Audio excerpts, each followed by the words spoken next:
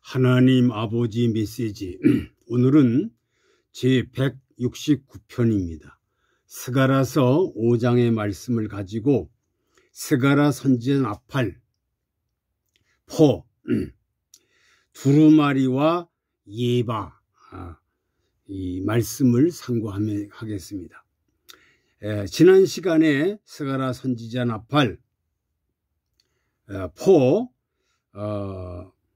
순금 등대 두 감람나무에 대해서 스가랴 4장을 가지고 말씀을 상고했고, 오늘은 스가랴 5장 가지고 두루마리와 예바 이런 주제를 가지고 상고해 보겠습니다. 1절과 2절을 보면 스가랴가 눈을 들어본즉 날아가는 두루마리가 보였습니다. 두루마리가 보였는데 그 두루마리는 장이 29빛이요 광이 19빛이었으니 이는 성소의 면적입니다. 출애굽기 26장 1절에 이 면적이 성전과 같은 이유는 하나님 백성이 받아야 할 저주이기 때문입니다. 3절로 4절에 보면 그가 내게 이르되 이는 온 땅 위에 내리는 저주라. 이 두루마리가 들어가는 사람들에게 집집마다 저주가 임하는데 어떤 집에 들어가느냐? 첫째로 도적질하는 집에 들어간다. 도적질하는 집에 이 저주의 두루마리가 들어간다는 거죠. 두 번째, 망령되이 맹세하는 자의 집에 들어간다. 망령되이 맹세하는 집에 들어가고, 세 번째, 그 집을 나무와 돌을 아울러 사르리라. 불태워버린다는 거죠. 불을 태워서 멸망시킨다는 겁니다. 범죄한 자는 누구든지 하나님의 벌을 면할 수가 없습니다. 그렇죠. 범죄하면 면할 수가 없죠, 벌을. 여기 기록된 범죄는 도적질과 망령된 맹세 두 가지밖에 없습니다. 오늘 성경에는 두 가지밖에 없는데 이 두 가지의 제약은 하나님의 계명을 범한 모든 제약을 포함하는 것입니다. 이 죄를 다 포함하는 거예요. 두 가지지만 10계명에는 10가지고 그리고 성경 전체의 계명의 법은 613가지 법입니다. 이것을 범한 거나 같다는 거죠. 성경에 보면은 도적질을 이웃의 사람을 해롭게 하는 것입니다. 그렇죠? 도적질은 누군가가 타인의 것을 해롭게 하는 것이고, 망령된 맹세는 하나님의 반역하는 죄악입니다.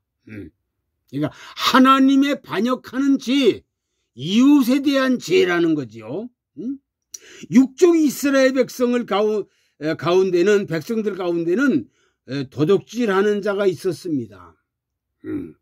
그렇지 않은 사람도 있지만 그런 사람이 있었고, 하나님을 경외한다고 말은 하는데 하나님께는 관심이 없는 사람이 많았다는 거죠. 대한민국 대통령 출마한 사람이 교회 집사라고 봉사자라고 했는데 그 교회 담임 목사는 10년 전에 나오다가 교회 안 나온 지가 10년 됐기 때문에 제명했다고 합니다. 참, 대통령 후보가 거짓말한다는 거지요. 그래서 거짓말이 드러나서 개망신을 당하는 모습을 보면서 참 딱하기도 하고 불쌍하기도 하고 아주 가슴이 메어지는 일이 생겼습니다. 오늘 영적 이스라엘 예수 믿는 사람들 중에서 이런 자들이 많다는 겁니다. 옛날 이스라엘 사람들에게, 저 중동 이스라엘 사람들 유대인들에게만 해당하는 것이 아니라 오늘 우리나라에 교회에 나가는 사람, 예수 믿는다고 말은 하는데 그렇지 않은 사람 많다는 거죠. 말세에 이런 자들 벌하신 저주가 그 범죄자들 집을 그 나무와 그 돌을 아울러 불을 사르리라 하셨습니다. 불로 태워버리겠다는 거죠. 하나님은 아들 예수 그리스도를 보내셔서 인간의 저주에서 해방시켜 주셨습니다. 우리 인간의 죄를 대신해서 죽으시고 부활하셔서 우리의 죄를 다 담당해 주셨습니다. 해방시켜 주세요. 하나님은 외적인 모든 것도 중요하지만 내적인 마음의 성전, 예수 그리스도의 모심이 중요하다는 겁니다. 우리의 내면에 하나님이 거하실 수 있도록 내면과 외면, 죄악을 성령으로 태워서 정결해야 된다는 겁니다. 정결해야 된다는 거죠. 그러니까 구약의 이스라엘 사람들이 이런 죄를 질 때 하나님이 벌 받은 것처럼 오늘 신약 시대에, 오늘 우리 시대에 예수를 믿는다고 하면서 말은 믿는데 실질은 안 믿는 사람과 같다는 사람들에게 하나님은 큰 벌을 내리신다 그랬습니다. 두 번째 5절로 8절 예바 속에 있는 여인을 보게 됩니다. 예바. 동시에 둥근 납 한 조각이 들리더라 했습니다. 8절 그가 가로되 이는 악이라 하고 그 여인을 예바 속에 던져놓고 납 조각을 예바 아구에 덮더라. 덮더라. 이 여인은 악을 의미하는데 악의 여인처럼 매력적이고 아름답습니다. 이스라엘 왕국 남북으로 갈라진 시대 때 가장 악의 여인이 바로 이세벨입니다. 하나님을 정말 대적한 사악한 여인입니다. 이 여인은 아합의 왕의 왕비가 돼서 왕비된 여인인데 전략 결혼해가지고 이방 신의 딸을 전략적으로 결혼했는데 이 아합의 아들도 전략적으로 결혼했는데 그 전략적 결혼은 누구냐? 이세벨의 딸과 전략적으로 결혼했는데 이들이 이렇게 정말 사악한 여인이 돼서 얼마나 사악했는지 정말 이들의 결론이 뭡니까? 열왕기상 21장 23절로 25절에 보니까 비참하게 죽습니다. 어떻게 죽느냐 하니까 개와 짐승과 새의 밥이 됩니다. 다 새의 밥이 되고 개의 밥이 됩니다. 그래서 가보니까 그 시체가 해골과 발바닥과 손바닥밖에 없다고 했습니다. 다 짐승, 개와 새들이 다 쪼아 먹어서 이 비극이 바로 이런 비극이 옛날 이세벨에만 해당하는 게 아니라 오늘날도 이렇게 정말 이러한 여인 교회는 예바 속에 갇혀 흑암에 빠지고 만다. 그러니까 예바 속에 갇히니까 얼마나 답답하겠어요. 얼마나 기가 막히겠어요. 얼마나 기가 막히겠어요. 예바 속에 갇혀 나부로 완전히 봉해버리고 그래서 얼마나 캄캄하고 정말로 이 흑암 속에서 있다는 사실, 그 예바의 그릇 가운데 한 여자가 이렇게 비참하게 된다는 거. 그때 정말로 둥근 납 한 조각이 덮어버리니까 정말 캄캄한 속에서 답답함에 견딜 수가 있겠습니까? 죄로 상징되는 이 여인이 이 예바 그릇 속에 들어가 꼼짝 못하고 되는 것입니다. 이것은 육적 이스라엘 백성들의 모습을 상징하고 영적 이스라엘 백성을 모습을 보여주고 있습니다. 옛날 육적 이스라엘의 모습이 그랬지만 오늘 우리들이 예수 믿는 영적 이스라엘의 모습이라는 겁니다. 이 모습이다. 그들의 죄와 악이 이제 한계에 도달했고 더 이상 하나님의 징계를 피할 수가 없는 상태에 처해 있음을 보여주고 있는 것입니다. 이스라엘 백성들의 그 불성실한 모습을 상징적으로 보여주고 있다는 사실이고, 육적 이스라엘 제약의 모습이 오늘 영적 이스라엘 제약의 모습이라는 겁니다.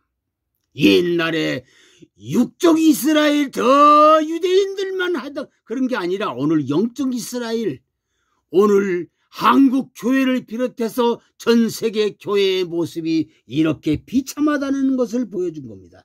예바 속에 죄로 상징되는 여인이 들어 있듯이 이스라엘 백성의 마음속에 돈과 물질의 우상들이 가득 차 있다는 겁니다. 가득 차 있어. 골로새서 3장 5절에 보니까 그러므로 땅에 있는 지체를 죽이라. 땅에 있는 지체를 죽이라는 겁니다. 곧 음란과 부정과 사욕과 악한 정욕과 탐심은 우상 숭배니라. 이렇게 말씀을 했습니다. 구약 때는 눈에 보이는 우상 강조했지만 신약 때는 눈에 보이지 않는 우상을 강조하고 있습니다. 오늘 강력한 우상은 그것은 탐심이 우상이라고 합니다.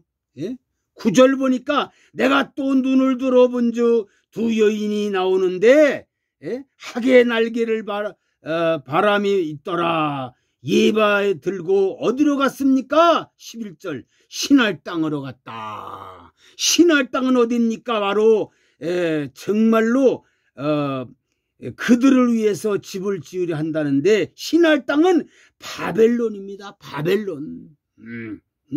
바벨론. 하나님의 뜻은 잘 먹고 잘 사는 것이 아닙니다. 하나님의 뜻은 하나님의 은혜로 보내신 예수 그리스도를 믿고 순종하며 거룩하게 사는 겁니다. 하나님의 뜻은 예수 그리스도를 믿고, 이것을 믿는 것도 내가 믿는 게 아니라 하나님의 은혜가 임해야만 믿음의 사람이 되는 거지, 하나님의 은혜가 임하지 않으면 믿음의 사람이 될 수가 없습니다. 사랑하는 성도 여러분, 사랑하는 백성들이요, 오늘 스가랴 선지자 5